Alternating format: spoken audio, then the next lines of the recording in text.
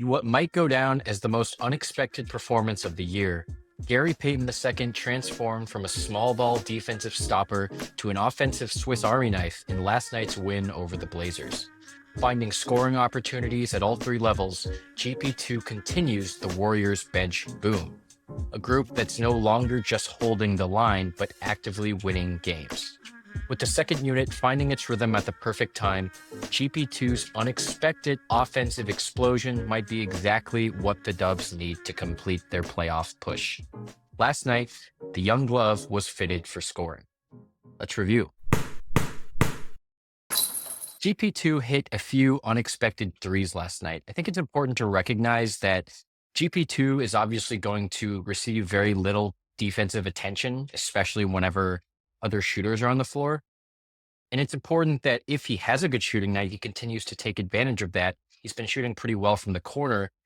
In this first clip, the Warriors are running a little action where it's first going to be Buddy Hield with the back screen to allow Jimmy Butler to cut. Jimmy Butler does that, but the Blazers are going to switch on this action, which basically nullifies the advantage. Looney's going to set this flare screen, which allows Buddy to come up. Now, Jabari Walker is a bit late to that, and Buddy could have shot that, but instead he's going to dive. And I think notice in this possession just the amount of space that GP2 has. I don't think you can really blame the Blazers for giving Gary Payton II this much space. He's not a particularly threatening three-point shooter, but he does love to post up in this corner. And especially when Jimmy is containing two in the paint, and with that little action they're running up at the top of the key, it's important that GP2 or anyone space in this corner, and GP2 is able to knock that down. But I think if you're the Blazers, you're still not really worried when you see that type of three. But it continued more and more. So the Warriors are getting into some sort of post-split gaggle action with this entry pass to Jimmy Butler.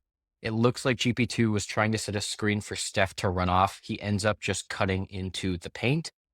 I think it's important to notice the defensive attention that he's getting here. He's technically on Donovan Clingan as the small ball five. So when Jimmy takes this to the paint, he's going to draw the attention of both Scoot and Clingan.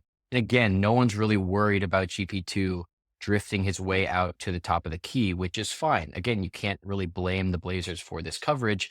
But as a result, it's important that GP2 take these shots when he's out there, because notice how far behind Clingan is. There's no way he's going to make it here in time. But even for a bad shooter, he's still an NBA player, and that's still a pretty good shot, and he's able to drain it. In this clip, GP2 is going to take advantage of Jimmy Butler drawing two, as when he takes this ball baseline, he's going to get both Scoot and Jabari Walker. Moody's going to intelligently float out to this weak side wing, which means that it's time for GP2 to again drift into this corner. So with two on Jimmy, with Moody spacing out correctly right here, and with Draymond Green battling in the paint, GP2 is again wide open. And especially when you're having a good three-point shooting night, you just have to take that shot, even if you're not. I think it's really imperative that Warriors role players, whether or not they're a quote unquote good three-point shooters, are taking these shots. Now in this clip and in the next two, let's take a look at how GP2 is taking advantage of the spacing drawn by shooters.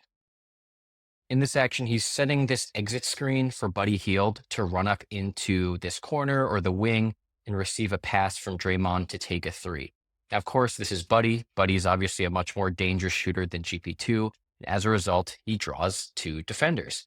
Because of that, GP2 is just going to slip, and he's basically wide open. He misses that. He gets this really weird contorted putback.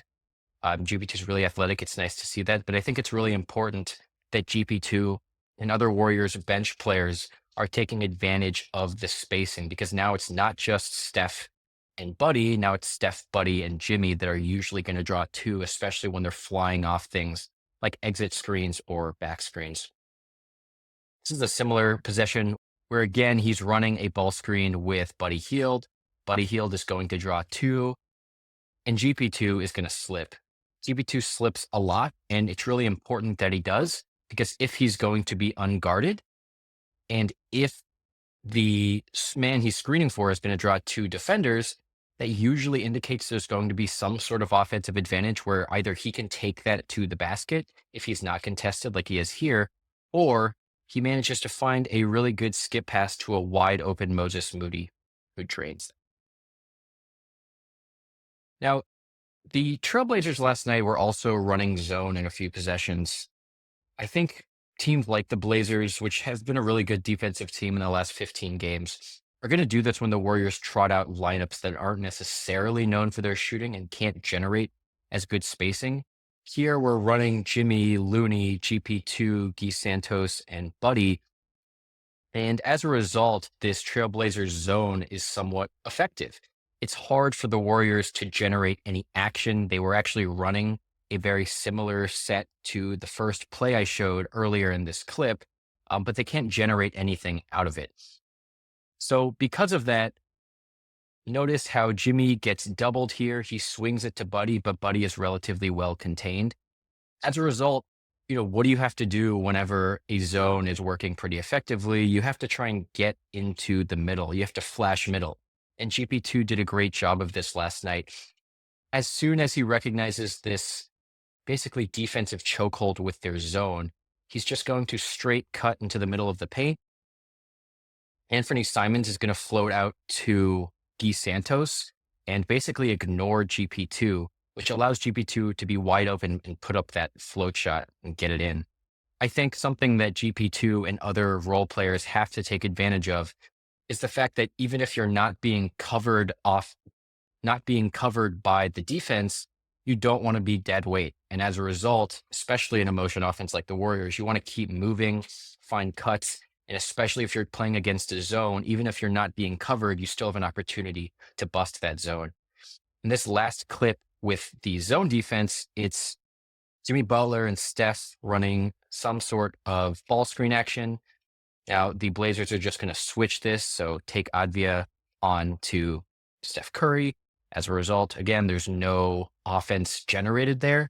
But notice again, look at this zone that the Blazers are seemingly in, and look at this wide open space. How do you bust a zone? You run straight into the middle. It's exactly what GP2 does. Steph threads him the ball, and he's able to just take that and put it up. Really nice to see GP2 helping the Warriors offense take advantage of zone defenses.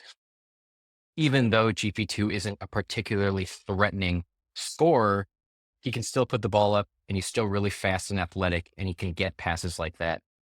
And I think finally, the Warriors are at their best when they're playing crisp, fast basketball, running in transition, playing aggressive defense. And I think seeing these alley-oops full court is a really good sign just for belief from the Warriors. So despite a career high, GP2's offensive explosion last night was probably an anomaly, but it follows a trend from the Warriors' second unit that's starting to become an identity. A high motor and fast group of scrappy defenders and offensive pieces that know how to exploit zones, take advantage of the pull of Steph and Jimmy, and most importantly, are playing with belief. Thanks for watching. Let us know if you agree.